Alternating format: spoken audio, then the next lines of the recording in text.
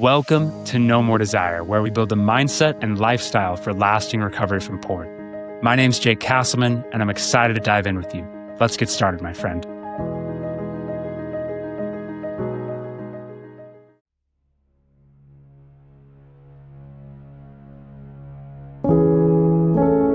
We find ourselves in an age where addiction is so common that the question is no longer, are you addicted, but instead, how are you addicted?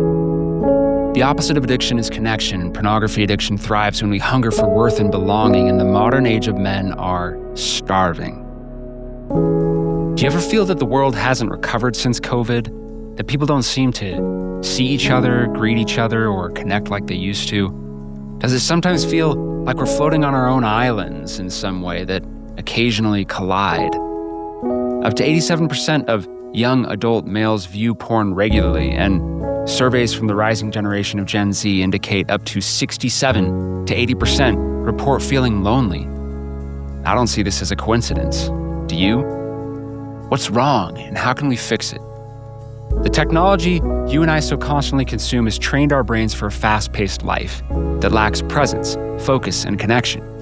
We don't feel close because closeness requires a slow-paced life, which we don't have. We also live in an age where self-centeredness is celebrated and our ability to handle stress has been confiscated, handed over to devices that leave us empty. If you want to quit porn, you must shift these patterns, my friend, and that's exactly what Dr. Chuck DeGroat and I discuss in today's episode. Dr. DeGroat is a licensed therapist and founding executive director of the Clinical Mental Health Counseling Program at Western Theological Seminary in Holland, Michigan. He's written 6 books with a 7th on its way, Who You're Becoming, launching October 2026. We discuss the findings and teachings of his upcoming book. Before we dive in, a reminder to download my free ebook, The 10 Tools to Conquer Cravings, or sign up for my free workshop, The 8 Keys to Lose Your Desire for Porn. These resources are your next step to get sober, and you'll find them at nomordesire.com/tools. And don't forget to like, rate, and follow the podcast so you can get help every single week. All right, let's get started. Chuck, awesome to have you here. Thanks for coming on the show, man. Yeah, Jake, good to be with you. Yeah, I'm excited for today's conversation. It's one that I try to be really sensitive in preparing for because we're going to talk about both narcissism and pornography addiction, and really addiction as a whole as well. And as we get started, I want to, just for all those who are listening to this episode, clarify that I'm not calling people with addictions narcissists, right? I'm someone who has dealt with addiction in my own life as well, right? And I'm blessed to be in recovery. But I really wanted to have this discussion because you have so much insight into narcissism and insight into addiction and being able to discuss this in a way that I think will be really helpful and insightful for people, especially as spouses. So many spouses, when they have their partners who are struggling with addiction, they say, oh, he's so narcissistic, or he's so self-centered, he's so selfish, all this. And I think that there's a really compassionate perspective that we can take on that, and one that will be helpful to the spouses too, I think. So thanks for coming on to talk about it. So you have a really awesome book coming out in October, right? 2026, called Who You're Becoming. And I just want to say the subtitle too, because it's a good one. Yeah. The slow and courageous work of cultivating character in a narcissistic age. Right. Very cool. So that's a powerful subtitle. We're going to start there. Can you give me give us a scope of the term narcissistic age? Yeah. And really what we're looking at today and what you feel like is leading to that.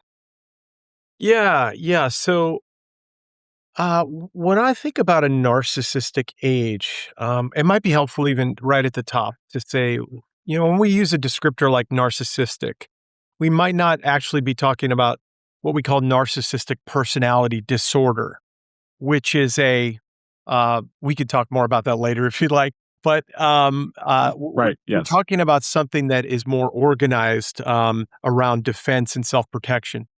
Narcissistic might just be a descriptor of a more performative culture, attention seeking, grandiose, power hungry, um, affirmation seeking, applause seeking kind of culture. And so, and one of the things that I've Can you say noticed, each of those one more time? Because I think they're all so insightful. I don't know if I can remember all of those, but You s platform building, attention seeking, Yes, grandiose, applause chasing, applause chasing. grandiosity seeking. Yeah, yeah. Yes. And so I Mm, think these kinds of descriptors that get at what I often call the evolution of narcissism. I wrote this book called When Narcissism Comes to Church, and I was when I first wrote that, um, honestly, I'd been working with so many Christian leaders, and I was encouraged by the publisher to write a book that was accessible to churches and about what I'd seen in Christian leadership. I've done hundreds, if not thousands, of assessments of church planters. And by the way, I was a pastor. I planted a small church back in the day, so I'm not simply speaking as a therapist, right? I'm speaking as someone who's been a pastor, a Christian leader, but I've expanded that scope of narcissistic because I do think that as narcissism is evolving, the way we're chasing attention, applause, power is expanding. And even those of us who are therapists, I mean, I often talk about the growing what I call vulnerability, FAUX, that is characteristic of what we're seeing in today's narcissism, which is to say that even those of us in the therapeutic spaces, trauma informed spaces, coaching spaces, who are increasingly apt to be grasping after attention, applause, platform, um, and more. So it's a complicated world that we're living in, and I think it has something to do with this evolving need to sort of perform, to please, to grab for attention, and more. Chuck, that makes perfect sense to me. I think that we see a lot of I like you said vulnerability. I actually thought phony, but faux, Yeah, F-E-A FAUX instead of F vulnerability, vulnerability. Um, it's the performance of vulnerability, right? Putting ourselves out there in a way that we uh, maybe the person even thinks that they're being vulnerable, but it's an overexposure in a sense. There's a whole lot more we could talk about there because I think that there's something to that idea that Henry Nouwen talked about 30 years ago. But yeah, where we're projecting too much of ourselves out into the world, that there are no longer places of real, privacy and even secrecy in the best sense of the word. I know in the world of addiction, secrecy is not a helpful posture, right? But I think that when I think about vulnerability, I'm thinking about an overexposure, putting too much of ourselves out there. Yeah. Yes. I when I read this in your book, 'cause I read a bit of it, and I really thought that hit home to something that I've seen myself and never knew how to refer to in some ways, but that it's performed vulnerability, right? And it's am I correct in saying it's in vogue be to talk about my problems and Mm. tell people how hard my life is and how, broken I am. Is that what you're referring to? Yeah, yeah, I think so. And I mean, on the one hand, having been in the spiritual abuse conversations of the last 20 years, there are a lot of folks who would say, if I didn't share what was going on in my life, on Twitter back in the day, uh, there's no way that there would have been maybe help for me and accountability for my pastor. So on the one hand, there's that piece, and I want to hold up space for that. I think on the other, there's this sense that if it's not put on social media, it's not real, at some Yes. level. And whatever happened to our capacity to have the kinds of intimate conversations? Is it okay for us to simply share it over a cup of coffee or a glass of wine or whatever it might be, and not to put it on social media, right? Yeah, because I think we get caught up in this everybody has to know, or even taking pictures of everything that we do, right? and putting our thoughts and our experiences out there online so that everyone can see it. And it's, as you're saying, it makes me think of in scripture when Christ says, Mm. they have their reward, right? When you do your alms before men versus before Mm. God, right? And Mhm. that's a bit of a different teaching Yeah. there, but it No, I makes me like that. think of that. Yeah, that's really good. Yeah, Yeah. yeah. And so we have a reward when we do that, which would not be kind of the healing and the human connection. Now it's the accolades, the status, right, that you're getting Yeah, from people it's a seeing pseudo your connection, vulnerability. right? And Right. I think that, I think when we have this conversation around pornography addiction, we're talking about pseudo connection. I think uh, many addictions, if not all addictions, are forms of pseudo connection. I think this is our latest, right? And it's so addictive. I think for young people in particular who find their way to TikTok pretty early on, or YouTube videos, or whatever it might be. In fact, we found some old videos of my daughters who got in front of our old Mac computer back in the day. I've got two adult daughters who are married, but these videos that they used to make, and they used to, what I was seeing was they'd walk up to the camera and they were sort of like, "Oh, look at me. I'm in the camera right now." And they'd put on their wigs and they'd sing songs or, whatever they do. Like, oh, yeah, their generation grew up in front of the camera to some degree. They don't have Right. TikTok videos out there or anything like that, but this is what they grew up with. Yeah. Yeah. So what begins to happen to us then, especially when it relates to addiction, where we think we're connecting, we're having these pseudo connections, especially through Yeah. social media, scrolling reels, posting online. What is happening to our brains and happening to us emotionally when we do that, that really is playing into addiction or things like pornography addiction and our susceptibility to that? Yeah, I mean, I think at some level it's a form of soothing, right? And there's a neurochemical, what I call dopamine surge of glory that comes with it that I think in the short Mm, run feels very, very powerful.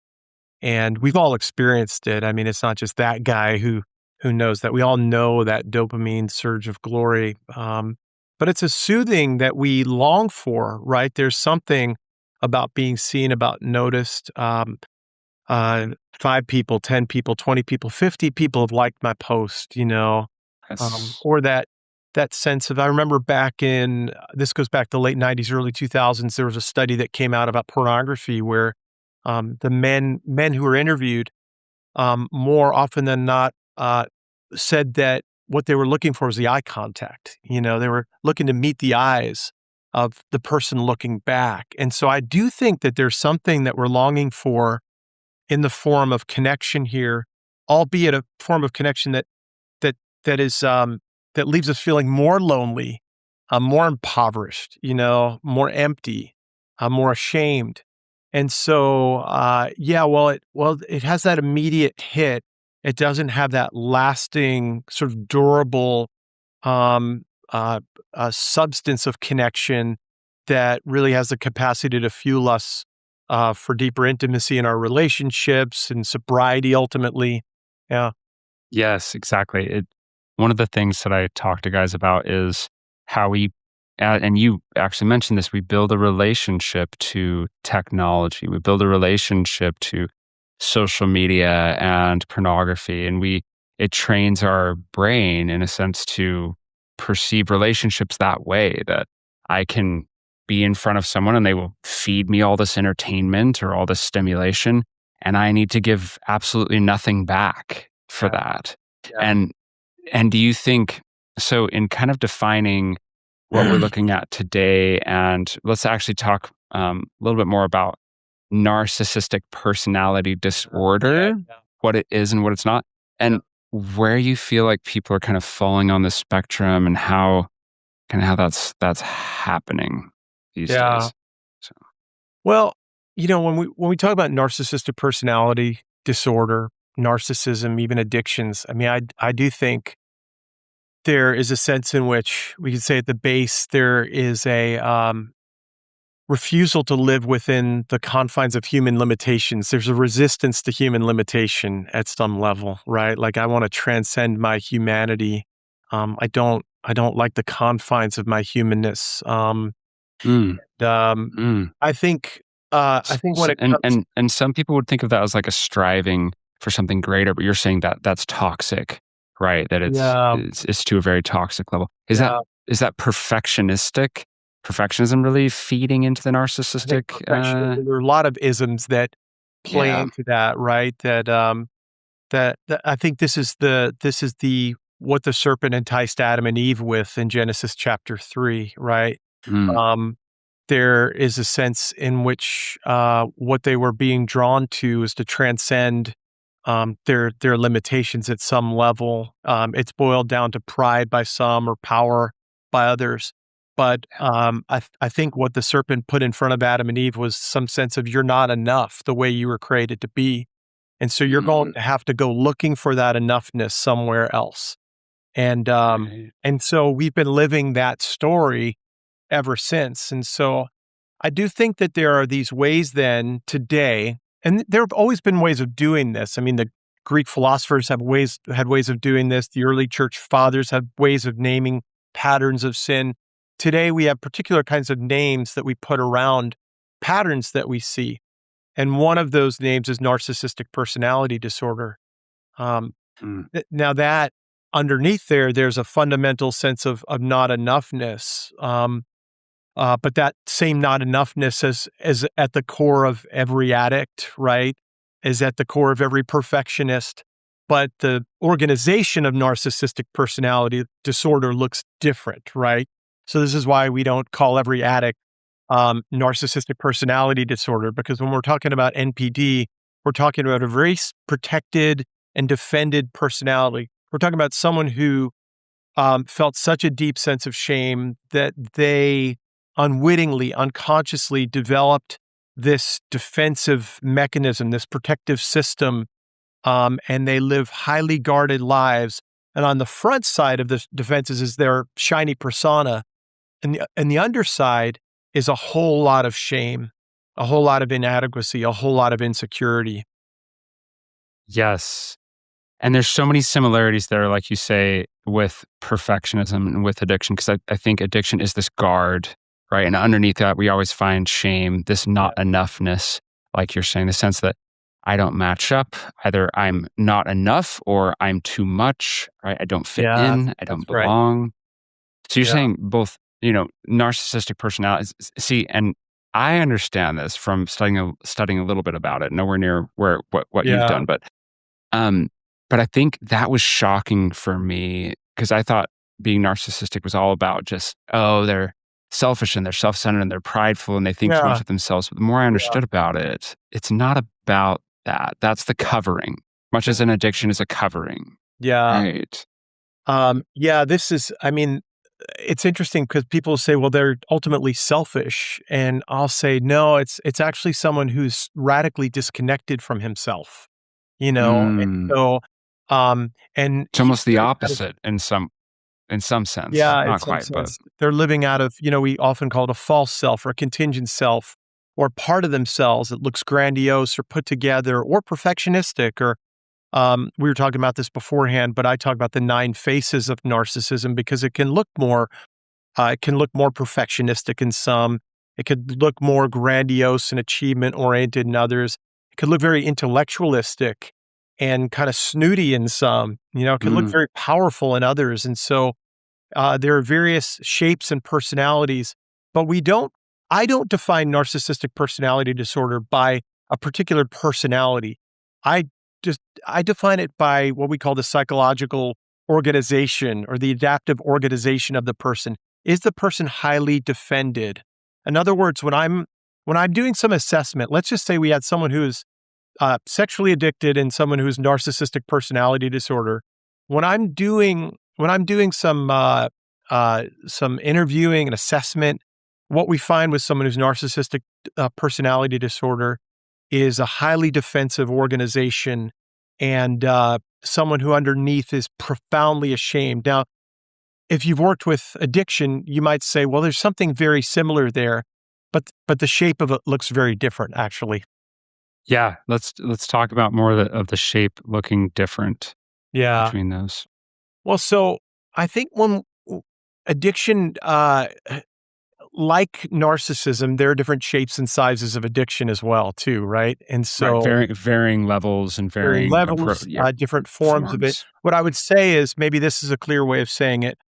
Um, uh, every person who is diagnosably narcissistic personality disorder is addicted, but not every addict is narcissistic personality disorder. Mm, Um, mm, the soothing that the addict seeks in the midst of his shame is can look like 1,000 different things. But the person with narcissistic personality disorder um, grew up in a world where um, they um, they sort of had to create this fortress that they live within, that they hide within, um, and and they postured themselves uh, within the world as someone who would have to stay aggressive, if that makes sense. And I see something a little bit different with addiction.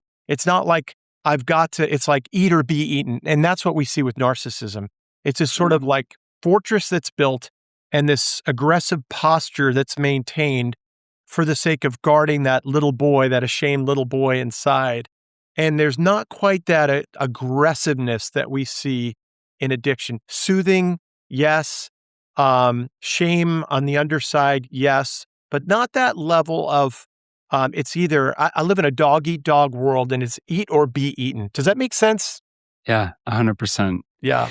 And I think that it's so hard because whether we struggle with addiction or we struggle with more kind of self-centeredness or which isn't necessarily narcissism, um, we can't see it, right? And until someone who's close to us or kind of has that inner or has authority or something kind of opens up our minds, or we Yeah. begin asking questions, we begin sort of because it's just the lens through which we see life, Yes. right? Yeah. And I think you had said on something another podcast episode I listened to you on, you said if someone is curious and asking the question, well, do I struggle with narcissism? They probably don't have narcissistic personality disorder, right? Yeah. They may struggle with some level of selfishness or other issues or whatever that is, but it's Yeah. not, they wouldn't ask that question, Yeah. right? Yeah, the interesting evolution here is one of the things I'm noticing, and I catch myself saying that nowadays because one of the things I'm noticing as well vulnerability evolves is that some of the guys that I'm working with now say that preemptively or ask some of the questions that I'd expect someone who wasn't narcissistic to ask sort of preemptively, like they're learning, we're evolving to be more and more self-protected. So it's Okay. interesting how that's shaping up. Yes. So let's talk a little bit more. I want to go into kind of more of our society at large, some of our habits, the things that are happening, maybe down to our personal individual lives, but also our communities that are kind of Yeah, really fueling addiction, fueling more of just general self-centeredness or yeah, this narcissistic, these yeah, narcissistic kind of yeah, patterns. Right, so yeah, let's talk more about what that looks like, and then I want to go into kind of male initiation and rites of passage too. I want to yeah, talk about that yeah, too, yeah. but let's start with more the general scope, what we're looking at. So what we're looking at more broadly in society today and why Yeah. why we're seeing this sort of growing and evolving narcissism. Yes. Yeah, Mm. I think what's interesting about that is I think there are a number of things that we can point to. So let's just name one that I think is uh, significant for both the narcissism conversation and the addiction conversation, and that's loneliness, the loneliness epidemic. Mm. Something that Mm. Joe Biden's Surgeon General wrote about in depth, something that I don't think many of us would disagree with, wherever you are in the political spectrum. Some sense that as our society is becoming more polarized and fragmented, as we're becoming a more global society, as we're becoming a more online society where our relationships take forms like this. I've never met you, Jake, and yet we're talking about Right. substantial things, right? Yeah. There's this growing sense that even though we've got this feeling of connection, um, I can walk away from this and not have the kind of substance of connection that my heart longs for, right? So, Mm. and there's something about that it's Johann Hari that says the opposite of addiction is connection, right? Um, there's something about that that it, I think at one level is convincing us that I am really connected. Look, I've got all these relationships. I've got these people I know around the world. I'm a gamer. I've got all these. I connect to all these different kinds of people every day. I'm on Facebook. I've got all these friends. I do Substack. Look at the different engagements that I have. And yet, when the lights go out, perhaps even literally, the power goes off. Who really knows us? And so what it comes down to is, are we known? And I think we're as the kind of cheap substitute of virtual connection that we have today is jeopardizing that at some level. Not anti-media. I love doing this kind of stuff. I'm engaged across social media, but what I am aware of is that there's a deep hunger to be known that isn't satiated by likes on social media. I find that with Brian and John and Kyle, when we slow down, we sit together, we're face to face, and they look at me and they say, "Hey, you look tired right now, man. What's going on?" And I can't turn the screen off, right? Like I'm sitting with them, and there's a certain vulnerability to that. Yeah, I really am. It's been hard lately, guys. That's where we're known, right? So Mhm. yeah, there are many, many more ways to be disconnected, I might say. I might say, and I in ways that it feels like we're connected, and that's the lie at some level. A quick pause for just a couple minutes. There are a lot of men who feel discouraged by some of the recovery programs or therapy services out there. Maybe you are this way as well. Tell me if this sounds familiar to you. You show up to a one on one session, someone asks you how your week went, you talk about your problems, maybe you talk about your relapses, and perhaps get a bit of advice or a listening ear, but you don't really feel like you are being given any sound tools to use throughout the week, throughout each day. This is not to say that these aren't well meaning professionals or that they don't do a lot of good for you, but to overcome porn, you need a sound structure. Many of the men in my program who've tried traditional therapy routes or other services find something different in this program. I provide a step by step structure that guides you in building habits and tools for your recovery. I provide you with 10 to 15-minute daily practices to build emotional resilience and work through cravings, an entire online course library that I've worked on for years with short lessons and applied exercises. In the program, you will learn practices derived from CBT, IFS, neuroscience, nutritional psychology, faith philosophy, and I help you apply each teaching to your everyday life through reflections, worksheets, and instructions. It's all about that application, guys. For guys who are looking for a higher level of support, I provide weekly one on one coaching to build personalized plans for your specific situation. I also instruct you in meditation practices in session to work through cravings and emotions and to train yourself to do this so that when they come up, you'll know what to do. Many men find this extremely helpful. In addition to all this, you don't do things alone. You are part of a private online community and meet with a weekly group to connect with other men who are on the same journey. It's a really awesome culture. At No More Desire, you're not just getting sober, you're designing a life that you love. So to learn more about the program, go to nomordesire.com/coaching. All right, back to the show. Do you think that there's a certain level of like a protection, a lack of need to actually be fully vulnerable? We make it halfway there, right? In connecting through technology, but we feel more safe at the same time. I don't have to share my whole self with you. I don't have to be That's it. fully seen, Yeah, right? And that feels safer for us. that feels safer, and Mm, that's why I call it vulnerability because I really do believe that as much as people say, social media has given me a place to be really vulnerable or really myself. In fact, I've gone on podcasts, Jake, and you didn't do this, by the way, but I've gone on podcasts where, 5 minutes before we start, someone has said, "Hey, you seem like the kind of person that's really deep and vulnerable, and I just want to go to the deep and vulnerable places with you today." I'll say, "No, actually, that's not what I do in these spaces. I'm vulnerable with John, with Kyle, with Brian, with my wife Sarah, Mm, my daughters, with their husbands. Um, in these spaces, I can be open about things that I've struggled with, uh,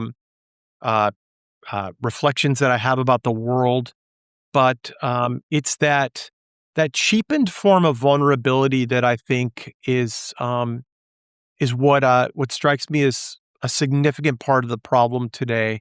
That John O'Donohue, the late poet and priest, called it a neon consciousness. There's too much exposure. There's too much light, and we're not known.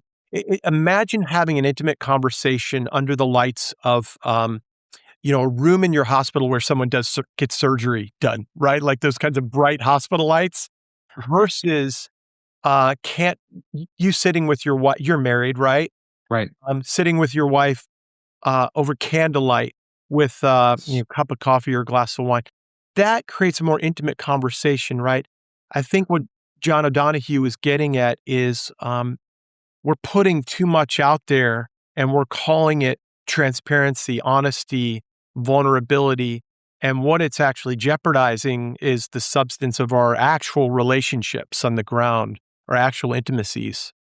Yeah, because I think we're not learning how to kind of be quiet and silent in our minds and have a quiet space to express Yeah. and talk because it feels so much more stimulating and Yeah. exciting, right? On a surface level Yeah. to expose ourselves to thousands of people at once and to have these conversations that are interesting and that people can comment on and they can give all the likes and things like that. And it just completely transforms our relationship to human connection in Yeah. general. And that's what it's doing at a neurological level too, right? It's changing our Mhm. brains.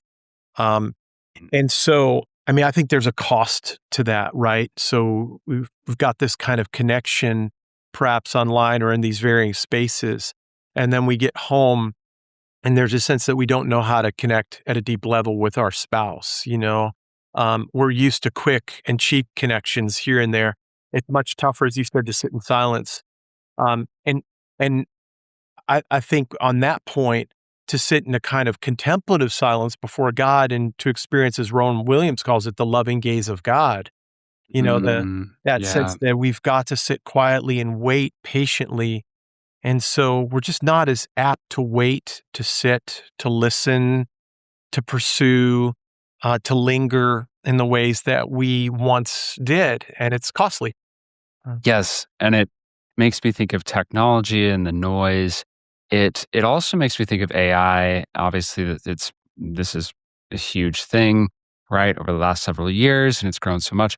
I know for me, I've had this experience of I was using it a lot, right, and I just thought it was so amazing. You can type in these prompts, and it gives you all this information and gives you all this stuff, and it's a cool tool, but more so over the last several months, I've just realized this is so overstimulating. This is giving me such fast answers, and this is actually diminishing my ability to, as you're saying, be silent, be quiet, to gain inspiration, to listen to God. And I really needed to take take back my exposure to AI and my use of it Yeah. big time so Yeah. that I could start to feel all that again. Yeah. Yeah, Yeah. yeah, that's it. That's it, and so, I mean, I think that's just yet one new iteration of all of this, right? And Right. the dangerous thing there is that it talks back to us, that we can have a conversation with it. And No. I use it for a variety of different things, but I sat with a guy yesterday who confessed that he had generated over 1,000 pages of content asking AI about his particular psychological disorder and what it means and his family of origin. And he was like, I was doing it because it's cheaper than therapy and it's faster. And it was giving me, output that was very validating and I needed it. And then I realized I'm utterly alone in this. And I think that's, again, feels like there's something that keeps coming up in our conversation, right? That we end up utterly alone. And uh, that's the birthplace of addiction. That's the birthplace of trauma. That's the birthplace of narcissistic personality, when we feel utterly alone. And it's like, I've got to find a way to make it in the world. That's where this begins. That's the source. Yes. And I think we'll explore a few of those ideas more. I really want to dive into what you feel like is hitting men, because that's, men and their spouses listen to this podcast most of all. And what is hitting men so hard these days with reference to masculinity, healthy masculinity, how guys are showing up, and what's really happening to us in this, when it comes to kind of more of the narcissism, the self-centeredness, the addiction. Yeah. Yeah. I mean, what I find in various men's spaces when I teach in those places, I'll often talk about the image of God as worth, belonging, and purpose. That sense of Mm, worth. That yeah. God has designed me for something really, really good. That sense of belonging, that there are people, there are relationships that where I'm known. That sense of purpose, that there's meaning, that there's a vocation that I can be engaged in, right? Yeah. And invariably, men will say, for one, two, or three, and generally two or three of them, often all three. Yeah, I don't feel that. I don't feel like I'm worth it. I don't feel like I'm enough. And so I'm chasing and I'm pursuing, but it's never enough. I don't feel like I belong. I'm a part of my church and I go to small group, but I don't really feel like that's a place where I'm known. And purpose, like I do insurance. What's that? That's not ministry or so, but they haven't been discipled into a deep sense of vocation, right? That there's something that they uniquely offer the world just by virtue of their being in the world, right? And so, um, and there's an ache, and there are too few elders, and Mm, too few elders, but too few pathways, what I call like intentional pathways to formation, the formation of men. I'll be 56 in a few days, and I've mm. thought about. Well, happy birthday. Well, thank you. Yeah. So when I was turning 50, I was looking for men who were close to 70, and I was asking them, so tell me about 50 to 70. And Jake, the number of um, really painful conversations I had thinking, well, here's a man that I think gets it. Here's a man that I think will have something to offer. The number of really painful conversations where it became about, honestly, I don't know. Honestly, I don't have the retirement that I thought. Honestly, I just want to golf more. Honestly, I wake up every day wondering if I have a legacy, and I don't think I do. It was really painful.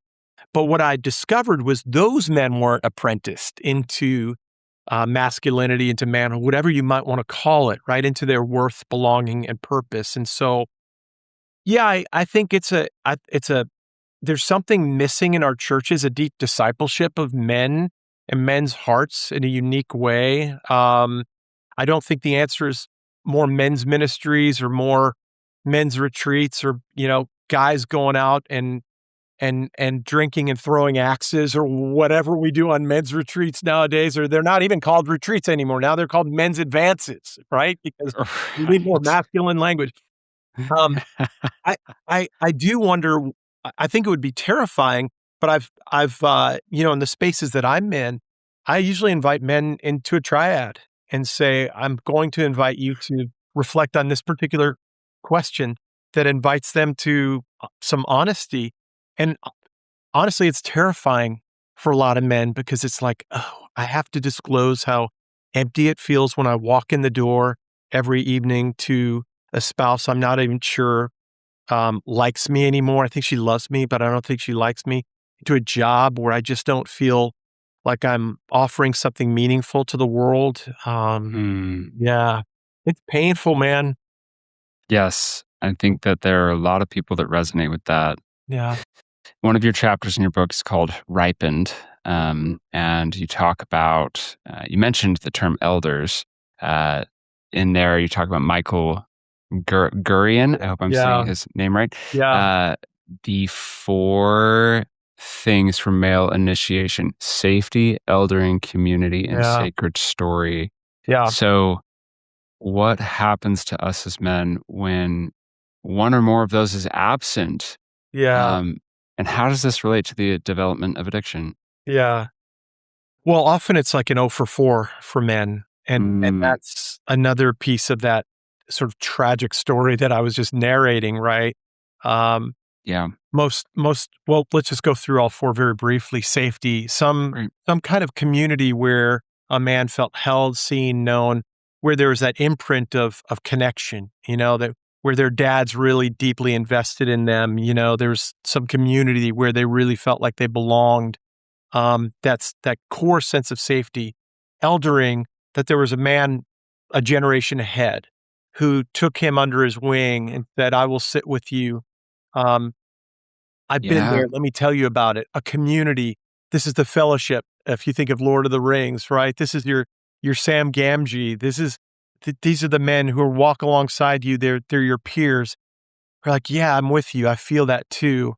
And a sacred story, which is to say, um, well, you know, I I'm a Christian, so I'm partial to the Christian story, obviously, but the way it's right. told sometimes is not particularly helpful, but a story Mhm. that makes sense of this journey that we're on in a way that's compelling, um, that speaks to our suffering and what God does in and through it.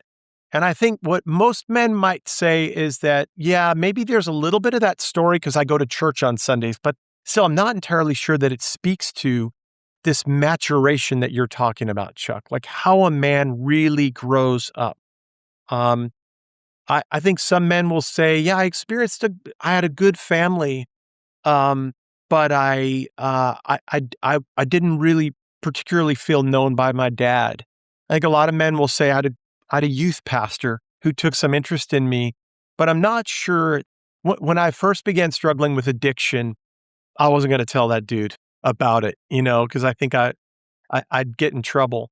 A community, yeah, I had some peers, but our conversation was kind of more like locker room chatter, and it wasn't really the kind of conversation where we were knowing and being known.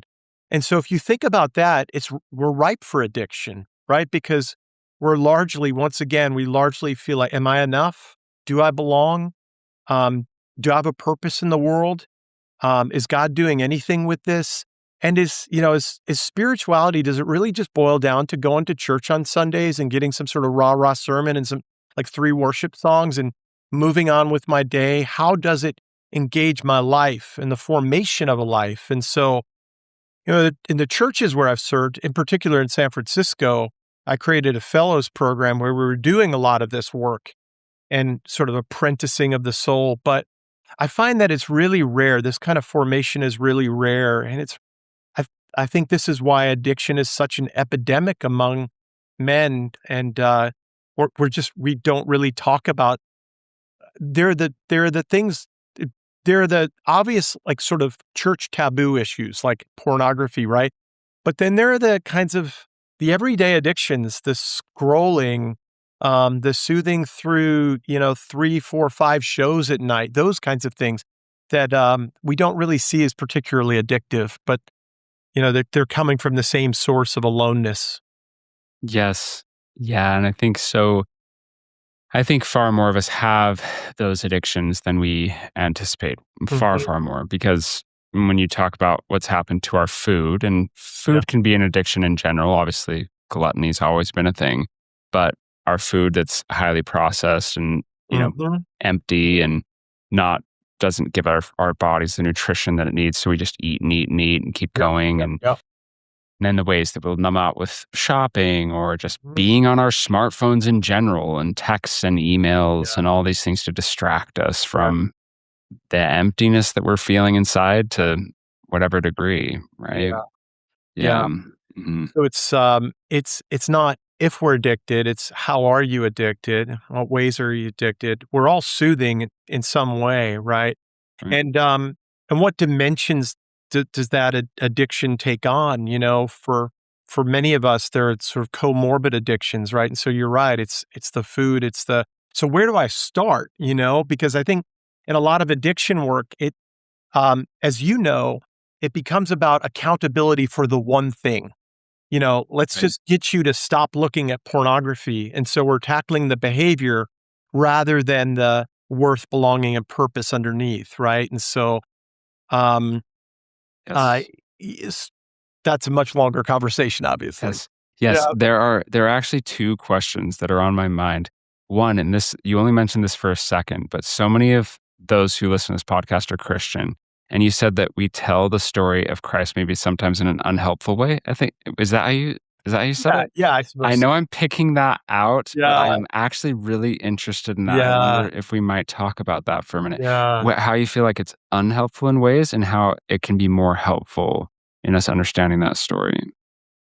Yeah. Well, I mean, I think in some ways, the Christianity of the first century and of Jesus, why would we even call it Christianity? The way of Jesus of the first century Right. has become the Christendom of Constantine, which is to say we've largely lost the way of Jesus, what Henry Nouwen would Mm. call the way of downward mobility. As Christians, we're more interested in preserving power, reputation, platform. This has been sort of the way of Christianity, institutionalized Christianity for many, many years. Um, Mm. and no wonder it's become what it's become. And no wonder larger and larger churches are swallowing up smaller and smaller churches. The way of Jesus is something that's lived, and it's lived within the context of community. It's not mass manufactured. It's not commodified, right? It's not branded. It's a way of life that invites us to, as the Beatitudes invite us to brokenness, mourning, meekness, a new hunger and a new thirst, mercy, wholeness, peacemaking, suffering, right? It's the fruits of the Spirit: love, joy, peace, patience, kindness, gentleness, so on, right? And it's the way of Jesus, which is the way of weakness. It's Philippians 2. Jesus, being in very nature God, did not consider equality with God something to be grasped, but became a servant. And so that Yeah. way of discipleship, that way of downward mobility, I think is profound for men. I think it could reshape the way we think of the masculine journey. And certainly that was what they got at in initiatory traditions. There was a pathway of suffering that was required. But today, I just don't sense that men are apprenticed in that in the context of community. They're not invited along this way that leads to brokenness, mourning, meekness, new hunger and new thirst, the way of the Beatitudes, right? And so Yeah. that's obviously a much larger conversation. What would that look like for discipleship and formation today?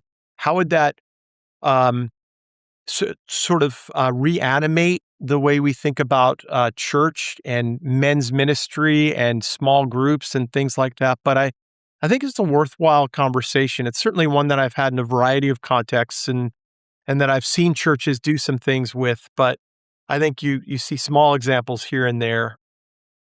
Well, and I love that. I think there are so many meaningful things that you said there. And obviously, yes, you said it justifies a much larger conversation, but downward mobility, by that you mean going essentially downward into to deeper and deeper service. Am I getting that correct? Yeah. Well, the way I would put it is this. I think in these initiatory traditions, um, men were, because there was a context of safety, eldering, community, and a sacred story, men were invited on a journey. Um, this is what Joseph Campbell called the hero's journey. If anyone has watched the Odyssey, this is what the Odyssey is. It's a hero's journey. If anyone knows the story of the Lord of the Rings, it's a hero's journey. It's Sam and Frodo leaving the Shire, right? Going on a journey where they're necessarily going to suffer. They're going to be brought to the very ends of themselves, their limitations, but they're going to have to discover new resources within them that they couldn't manufacture or strategize on their own. And so I think what's happening is men aren't being intentionally apprenticed on that kind of journey, right? There's no longer that kind of initiatory journey. And so boys, what we grow up with is dads who are distant, who've not been apprenticed themselves. And so there's that born-in disconnection. education systems that don't know this, that turn it into performance, right? Who gets the best grades, who has the most friends. And so we're sort of socialized into something that to me looks very, very different than what I might call the socialization of the Christian story, or the cruciform way of Jesus, this way of downward mobility. Um, and what we learn when we go on that journey with Jesus is that we have limitations, that we'll fail, um, that we're gonna, that we're gonna find ourselves in places where we confront our own shame, our own limitations, our own insecurity, that we're gonna have to rely on others, that we're gonna have to ask for what we need, that we're gonna discover a hidden strength within us that we can't manufacture on our own, that we'll discover that Jesus was there all along, that, as Augustine says, God is more near to us than we are to ourselves. Um, but when you've been sort of privileged or handed things uh, to you, without going on that journey of some necessary suffering, you don't experience that. Yes. And the way you refer to suffering, I think, is extremely meaningful. And we're gonna talk about that. But there were cultures and there was a time in history, at least in some cultures, where this was done well. You feel like, is that right? Yeah, yeah. I mean, Yeah. I think in fits and starts in various spaces and places and times and cultures. I mean, Scripture itself gives us the model and, in a sense, the path. Think about the wilderness journey, 40 years in a wilderness, Right. as a furnace of transformation, as I call it, right? The belly of the whale and Jonah. You think of Hannah and Mary and all sorts of different examples. Paul, after Damascus Road, he didn't just become an evangelist. He went into the desert, 3 years in deep formation, unlearning, you know, um, Wow. being undone and redone in the desert, right? And so, Yeah. um, That's amazing. yeah, I didn't know that about Paul's story, yeah, actually. yeah. Yeah, These are the it's parts very that we skip powerful. over, right? Yeah, Right. yeah. Which is particularly problematic. So, Particularly problematic. Yeah, yes, good. let's talk about suffering, because I think when you talk about the 40 years in the wilderness of the Israelites, a lot of us can look at that and be like, "Oh, how miserable and so terrible." And as I was studying that this year, it really occurred to me, and maybe I'm way behind the game, but I was just understanding the significance of God had taken them out of Egypt, but as people, and I think you wrote a book on this. This is My your first book first is on book. Yes, this your wilderness first book. story. Yeah, it's called That's Leaving right. Egypt, Finding God in the Wilderness Places. Yeah, Right, yeah, because so you'd have way more to say on this, but they Egypt had not left them, right? They had not yeah, yet learned. yeah. They left Egypt, but Egypt was still in them. Yeah, Yeah, exactly, yeah. exactly, and so I won't emphasize that so much, but really our relationship to suffering is what Mhm. I wanna focus on next, because Yeah, we can see it these days as such a negative thing. It's when I suffer, "Oh, this is a bad thing, it should stop, and I should go yeah. back to experiencing pleasant things and things that Mhm. feel good." What do you think, how can we relate to suffering in a way Yeah, that is healthy and that leads to our growth rather than bitterness and yeah. negativity? Because I think there's exactly what you just mentioned, that sense that we want to avoid suffering at all costs. But I think in certain Christian spaces too, there can be, and other spaces as well, a suffering for suffering's sake. Like, you just have to go through. Mm, And mhm. God actually ordains suffering for you to go through.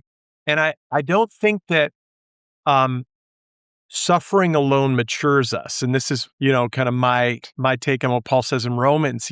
But I do think that the context there, when Paul is talking about suffering and how suffering produces character, is that it's suffering in the context of being known by God, being loved by God, being held by God. If you look at the language, being justified by God. Um, there's a sense in which when you are safely held in the loving arms of God, when you are safely held in the embrace of a relationship, of that elder in your life, um, you can, Frodo and Sam can go out because they know that Gandalf is with them at some level. Um, and so if I know, this season is going to be really hard, but my mentor is in my life and he's walking with me and he's checking in. I'm held safely. I know that there's some sense in which God is with me, even as I'm going through this really profound season. So it's not just suffering. It's not suffering alone that changes us. It's suffering held in a larger story, um, in a larger embrace, I would say, to make it more experiential and more personal. The embrace of God, and um, so yeah, we end up avoiding suffering because we don't know how to walk through it, and that's what I see. I see people, Christians, very uncomfortable with just a little bit of suffering in their lives. They don't know what to do with it, right? Um, and this is why we hide. I think this, even when our addictions begin, we don't know. There's no space. There's no permission to say, "Can I just tell you about what's going on right now?" Some of the websites that I've been to, there's no space for that. Yeah, Right. Yes. And I believe it was Jay Stringer in his book Unwanted. It may have been somewhere else that I heard this, but he said, we don't know how to suffer well. yeah, Right.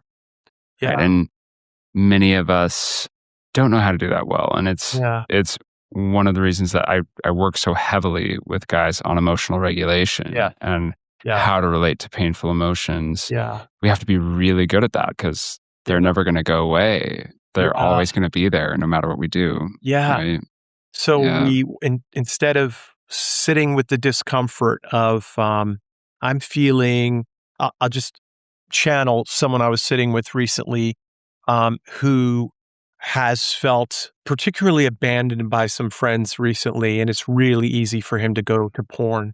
But part of my invitation is for him to sit in that discomfort, but not alone and not in some sort of morbid way, but hey, I'm with you. I see you.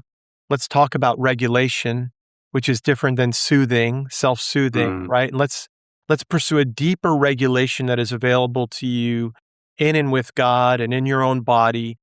What he's beginning to discover, to his surprise, is that in the midst of that discomfort, or when those strong feelings of no one loves me and I'm completely on my own come up, there's something deeper available to him, right? So, as Gabor Mate says about addiction, addiction is not the problem; it's an attempt to solve the problem, right? Mm. It's Mm. an attempt to soothe the wound at some level, and so once guys discover that there's a deeper joy available, intimacy, connection, belonging, it's like, why would I go back to that well? This is so Yes. much better, right? Yeah. Exactly. I know for me, I the more that I learned how to open up to and be present with painful emotions, the more that I Mhm. could feel the joyful ones. Yeah. I love that. I think it is equal. Yes. We have to be willing to feel the pain, to feel the joy. Yeah, that's Yeah. exactly it. And I think that's often a missing component of, more behavioral approaches to addiction that I think probably a lot of your guys who are listening have been to accountability groups and other things, and there may be some who are listening for the first time who are surprised by that, you know? What does he mean when he talks about regulation? Right. Nervous Yes. sitting with discomfort.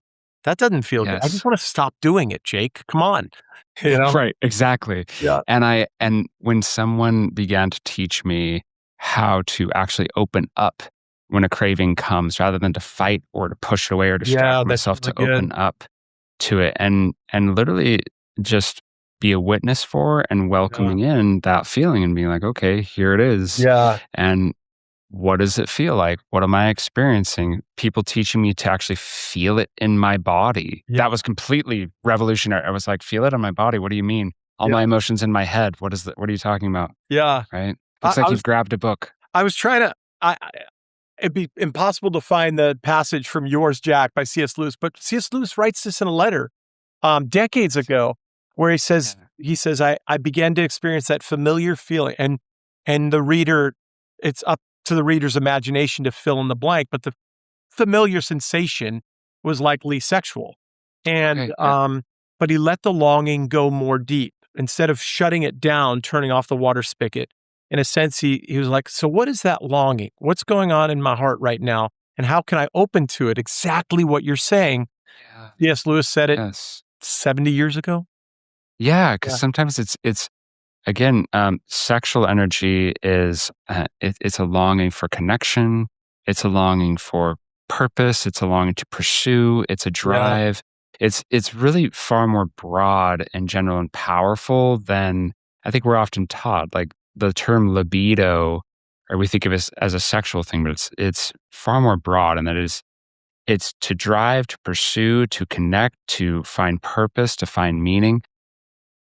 And that when I initially learned that, I was like, that's dumb. I don't this was Yeah, 15 years ago or whatever it was. I was like, no, when I feel a craving, it's just for sex and that's all it is. yeah, And I don't know what you're talking about. And it yeah, took me years of exploring and experiencing and understanding and learning to emotionally regulate and getting deeper in touch with these things to be like, oh my gosh, yeah, I am feeling lonely right now. I do not need porn. I'm feeling yeah, lonely and I'm feeling a longing for connection, yes. you know? Yeah, that's it. Yeah. And can I Mm. open up to that? I don't know if you're familiar with Sam Jolman's work, the sex talk, you know, Oh yeah. yeah, Sam. Yeah, I just talked to Sam a couple weeks ago. I'm hoping to have him on my podcast soon, but he's awesome. I love He's Sam. awesome. I've known him for 20 years. He's a beautiful human being, and I think what he's doing is he's doing this very thing. He's casting a larger vision.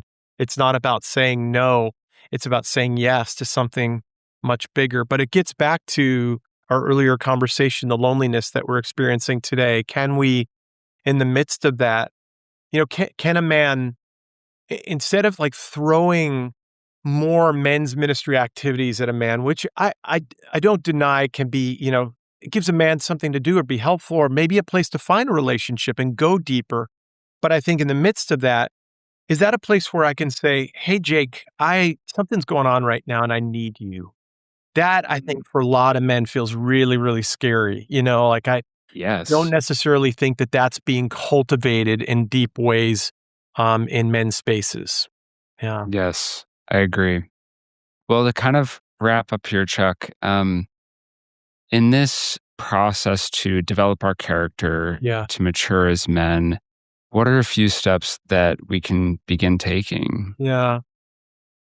Well, so I think probably if people have been listening the whole time, they sense that it's not as um, quick and easy as you might think, right? And it's not simply about behavior modification. It is about experiencing safety, community. That really creates the conditions. I would call these the nervous system conditions actually for a person to grow and change. Um, I think that when we're struggling, we're often in a kind of survival mode. And one of the reasons I like what you're doing, Jake, is that you're teaching men that the necessary shift is out of survival into a place of regulation, into a place of connection.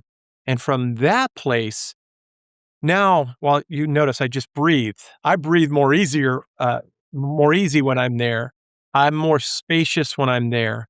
And from that place, connected to others, um, I'm in a better place to make choices that for what I call the right kind of attention in an attention seeking world, for the right kind of connection. Attention seeking isn't the problem. Attention seeking is a longing for connection, but it's the right kind of connection, right? And so now, instead of just surviving another day of feeling pulled to pornography, I'm like, man, that there is just such a deep ache today, such a pain around, that the fact that I didn't get invited with the guys out to the Odyssey movie the other night, Right. um, um, who maybe I'll call Kyle and just say, hey, I'm feeling kind of down. Can we grab dinner or do you have a chance to talk?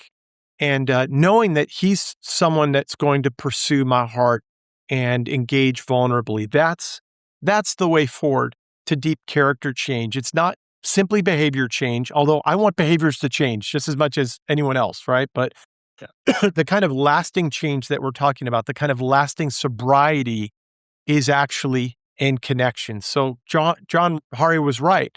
The opposite of addiction is connection. That's the antidote in a sense. And so the invitation to your listeners is, where will they find that place of greater vulnerability, that place where they can share their needs, that place where they can connect, that place where they can say, I don't feel like I'm enough. I don't feel like I belong. I don't feel like anything I'm doing is offering much meaning to the world. That's a Yes. really good first step. I love that. Yeah. Thank you, Chuck. Yeah, If man. somebody wants to work with you, connect with you, check out your books, Yeah. etc., where should they go? My personal website is chuckdegroat.net. Um, my collaborative of practitioners who do this kind of work is called the Soul Care Collaborative, soulcarecollaborative.com.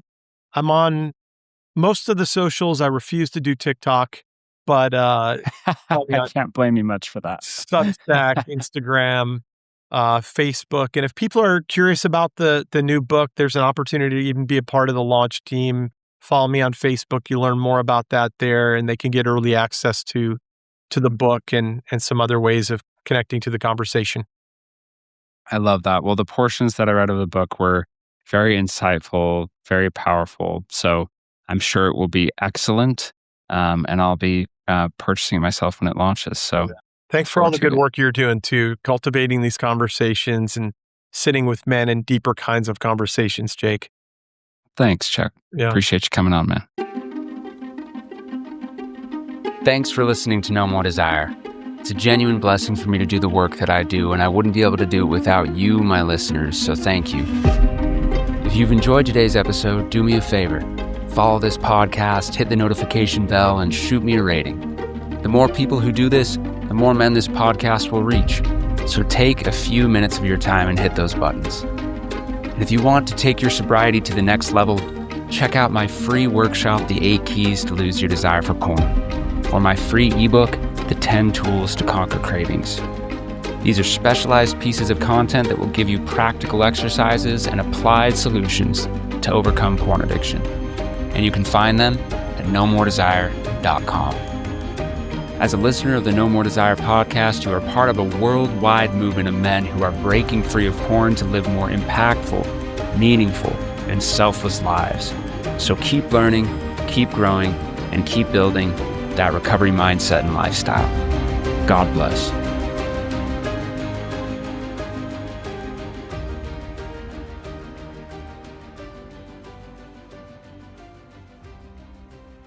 Everything expressed on the No More Desire podcast are the opinions of the host and participants and is for informational and educational purposes only.